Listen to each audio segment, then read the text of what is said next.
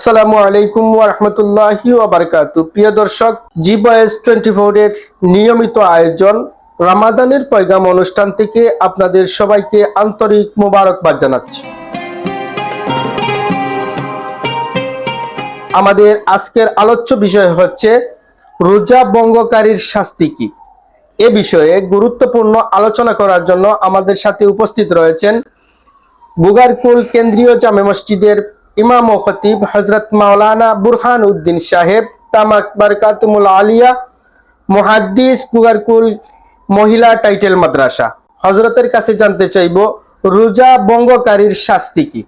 নাহমাদুহু ওয়া নুসাল্লি আলা রাসূলিহিল কারীম, আম্মা বাদ। আমাকে প্রশ্ন করা হয়েছে রোজা ভঙ্গকারীর শাস্তি কি। লক্ষ্য করে দেখুন, রোজাটা হচ্ছে আল্লাহ পাকের ফরজ বিধান। আল্লাহ পাক রব্বুল আলামিন সূরা বাকারার 183 নম্বর আয়াতের ভিতরে বলেন, ইয়া আইয়ুহাল্লাযীনা আমানু কুতিবা আলাইকুমুস সিয়াম কামা কুতিবা আলাল লাযীনা মিন ক্বাবলিকুম।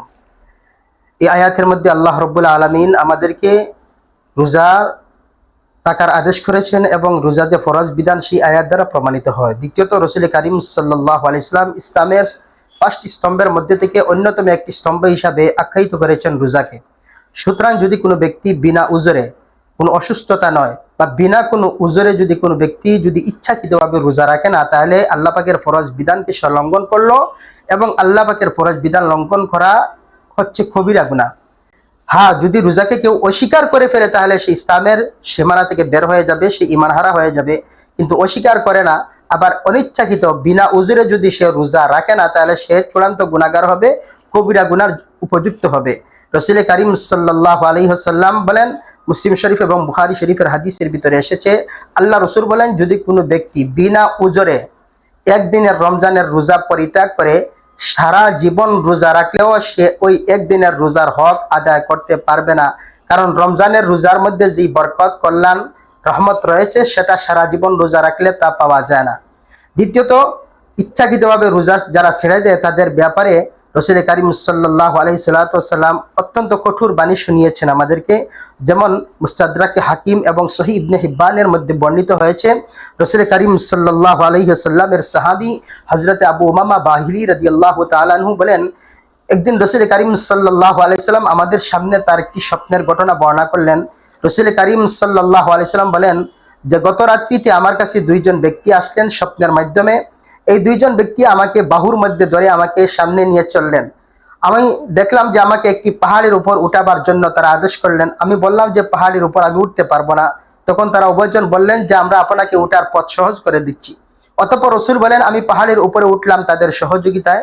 ওঠার পর আমি বিকট একটা আওয়াজ শুনতে পেলাম। তখন আমি জিজ্ঞাসা করলাম তাদের দুইজনকে, এই আওয়াজটা কিসের? তখন ওই দুইজন আমাকে উত্তরে বললেন, সেটা হচ্ছে জাহান্নামের গর্জন।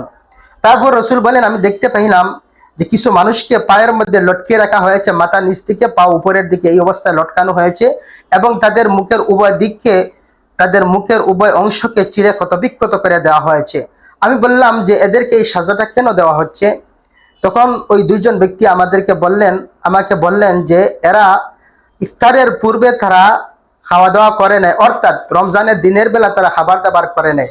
তো এই হাদিসের দ্বারাতে আমরা বুঝতে পারলাম যারা ইচ্ছাকৃতভাবে খাবার দাবার করবে রোজা অবস্থায়, তাদেরকে কিয়ামতের ময়দানে বা জাহান্নামের মধ্যে তাদেরকে লটকিয়ে মাথা নিচ দিকে করে পা উপর দিকে করে লটকিয়ে তাদেরকে সাজা দেওয়া হবে, তাদের মুখ ছিঁড়ে ক্ষতবিক্ষত করা হবে।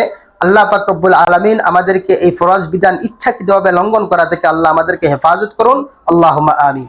হযরতের কাছ থেকে এতক্ষণ যাবত আমরা তাৎপর্যপূর্ণ আলোচনা শুনছিলাম। পরবর্তী অনুষ্ঠান দেখার আমন্ত্রণ জানিয়ে এই মুহূর্তে বিদায় নিচ্ছি। আসসালামু আলাইকুম ওয়া রাহমাতুল্লাহি ওয়া বারাকাতুহু।